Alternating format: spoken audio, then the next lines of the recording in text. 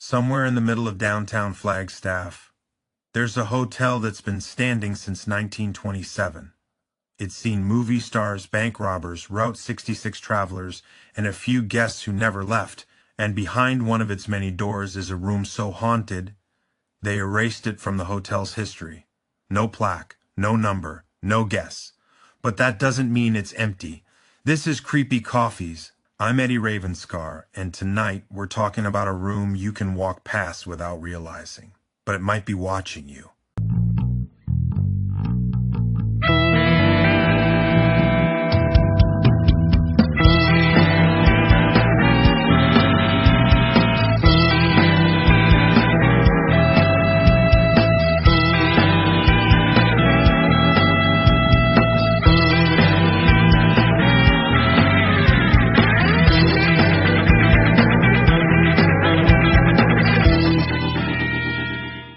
Welcome back to Creepy Coffees. Flagstaff, Arizona, the kind of mountain town where the air smells like pine, the buildings are dressed in brick and neon, and the nights get quiet. Too quiet. Perched on the corner of Aspen Avenue and San Francisco Street is the Monte Vista Hotel, a 4-story red brick time capsule that's been here since 1927. It was built during the glory days of Route 66, when Flagstaff was a halfway rest stop for travelers heading west. The lobby buzzed with conversation, clinking glasses, and the hum of adventure. And let's just say, the Monte Vista attracted every kind of guest. Hollywood actors shooting westerns in the Arizona desert, Prohibition-era bootleggers moving whiskey through hidden tunnels, even bank robbers who, legend says, drank one last toast at the bar before meeting their end. The hotel's walls soaked in every story, every laugh, every secret, and maybe every scream. Over the decades, people started to notice. Not everyone checked out. Guests reported knocking in the middle of the night, phantom bellboys at the door, and the sound of someone pacing in the room above, even when no one was staying there. The Monte Vista has been called one of the most haunted hotels in Arizona. But even with all its ghost stories, one stands out. One room has a reputation so unnerving, the hotel erased it from the registry entirely. No plaque, no number, no guests. But the thing about the Monte Vista is, the rooms remember you, whether you remember them or not. On the outside, the room looked like every other on its floor. Same heavy wooden door, same brass handle, same thin line of light that leaked from underneath at night. But the stories that came out of it, they didn't match the decor. The first complaints were easy to brush off. Guests waking up at odd hours, hearing a door in the hall shut when no one was there. It's an old building. You expect creaks and groans. Then came the voices, soft whispers from inside the closet, sometimes in a language the guests couldn't place. One couple swore they heard two men arguing in low, sharp tones, but when they flung the closet open, it was empty. And it wasn't just sounds. People described the distinct smell of pipe tobacco drifting into the room, rich, sharp, and fresh, as if someone was standing next to them smoking. Problem is, the hotel's been smoke-free for decades. Some guests had more personal encounters. A traveling salesman woke in the middle of the night to find a man in old Western clothes at the foot of his bed, tall, lean, with a hat pulled low, just watching. The salesman blinked, and he was gone. Another woman, staying alone, opened her eyes to see a figure in a faded floral dress sitting in the corner chair. She couldn't see the woman's face, just the way she swayed slightly, humming a tune that made her stomach turn. Guests tried to explain it away. Maybe it was fatigue, altitude, too much wine, but there were too many reports, too consistent, and the room was getting a reputation that wasn't exactly good for business. And then came the incident that changed everything. The moment the hotel stopped pretending nothing was wrong. It was supposed to be a normal afternoon for one of the Monte Vista's housekeepers. A quiet hallway, a short checklist, just another day. The room had been vacated earlier that morning. No guests, no luggage. She rolled her cart up, propped the door wide open, and started working. Sheets stripped, fresh towels folded, trash emptied. Sunlight spilled in through the curtains. One of those calm, harmless afternoons. She was in the closet, hanging fresh robes when the air changed. You know that feeling, like when someone walks into the room behind you. She turned her head, and the open door to the hallway slammed shut. She thought maybe another staff member had pulled it shut, but when she went to open it, the handle wouldn't move, locked from the outside. She called out. First just a normal, "Hey, I'm in here," then louder, then screaming. No footsteps in the hallway, no voices answering, just the faint sound of someone pacing behind her. She turned, but there was no one there, and then the smell hit her.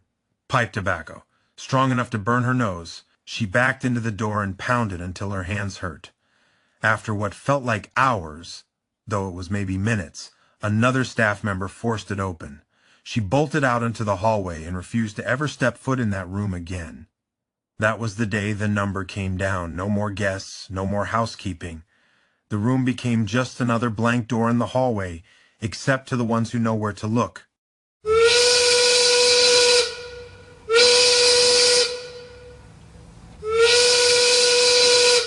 Alright, before we get back to pacing footsteps and creepy hotel doors, it's time for a little coffee break. And this one's extra exciting because Creepy Coffees has a brand new affiliate sponsor, Stella Blue Coffee. Yes, Stella Blue is the real deal.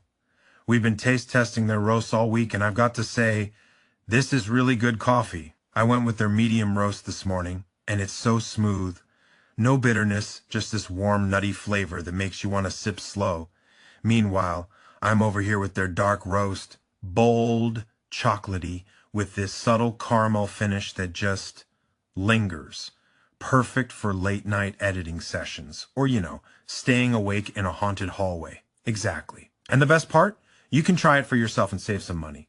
Stella Blue is giving Creepy Coffee's listeners 15% off your first order. All you have to do is click the link in our show notes, or go to creepycoffees.com and click on the affiliate links. That's 15% off your first bag, delivered fresh, right to your door. So before you grab your flashlight and head down that empty hotel hallway, grab yourself a cup of Stella Blue coffee. Trust us, you'll need it.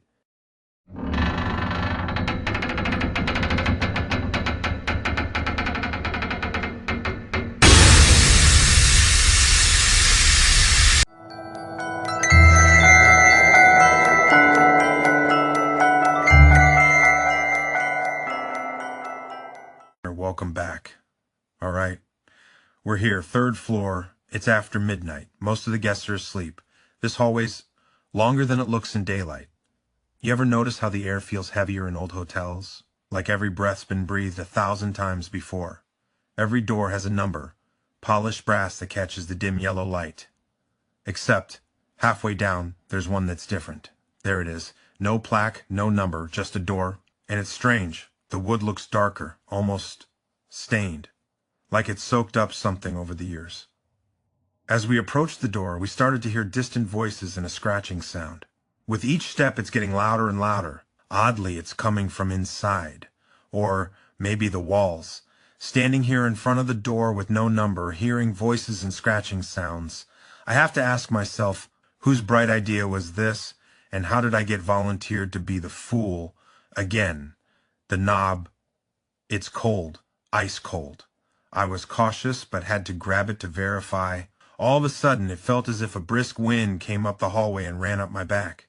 It sent chills down my spines, and I had goosebumps. I could have sworn I heard a voice say Eddie very quietly and from a distance. All right, that's enough. Back to the lobby. Now. We started walking away, but I feel like someone or something is following, almost pacing with us. As much as I wanted to turn and look, I kept saying to myself, don't look back. Just keep walking. The Monte Vista doesn't just have a room with no number. It has a secret. And depending on who you ask, that secret changes, but every version ends the same way, with someone trapped in there who never made it out. Multiple theories exist and run rampant. These are just a few, the best ones in my opinion. Theory 1, the mob hit. Flagstaff's polite history books don't talk much about the mob. But the train station, the liquor tunnels, and the Route 66 traffic tell a different story. The whisper is that the room was a safe stop for enforcers moving through the Southwest. Except one night, the deal soured. 2 men went in. one left with a suitcase that didn't belong to him. The other man? Some say he never made it out of the building. The smell of pipe smoke in that room? That's him, frozen in the moment he was about to take one last drag before the end came. Theory 2, the lover's quarrel. This one's quieter, sadder, a traveling salesman and his mistress, checking in under fake names. People remembered them because they looked too happy, like they were trying too hard. Sometime after midnight, guests heard shouting, a crash, and then nothing. By dawn, the door was locked from the inside. When it finally opened, only one person walked out. Carrying a suitcase, the woman never checked out. And the humming? Could be her, rocking back and forth in that corner chair, still waiting for the man who left her behind. Theory 3, the residual haunting. Not every ghost knows it's a ghost. Some are just moments trapped in time. Paranormal investigators call it a residual haunting. Think of it like an old film reel that won't stop playing. You walk into that room, and you're stepping into a scene that's been replaying for decades. The same pacing, the same arguments, the same terror. And the worst part? You can't interact. You can't stop it. You're just stuck watching it unfold until it's done with you. Theory 4, the room that shouldn't exist. This one's different. Some say the room was never on the original blueprints. That during a renovation in the 1940s, a section of hallway was walled off, and a door appeared where there wasn't one before. No records, no work orders, just a door. It doesn't align with the floor plan. The space behind it is too small. The idea is, it's not really a room at all, it's something else. Something that needs the shape of a room so it can lure people in. Whatever you believe, the Monte Vista isn't in a hurry to correct you. And maybe that's because the truth's not the kind of thing you print on a brochure. If you ever find yourself at the Monte Vista, maybe you'll stay for the history, the creaking floors, the clink of glasses from the cocktail lounge. And maybe you'll wander the hallways at night, just exploring, just curious. You'll notice the brass room numbers glowing in the dim light, one after another, until you reach a door that's different. No plaque, no number, just a plain dark slab of wood. If you're smart, you'll keep walking, because some doors don't want to be opened, and some open for you. And when you hear the footsteps, don't look back, because if you do, you'll find out exactly why that room has no number. This has been Creepy Coffees. Good night. If you can sleep.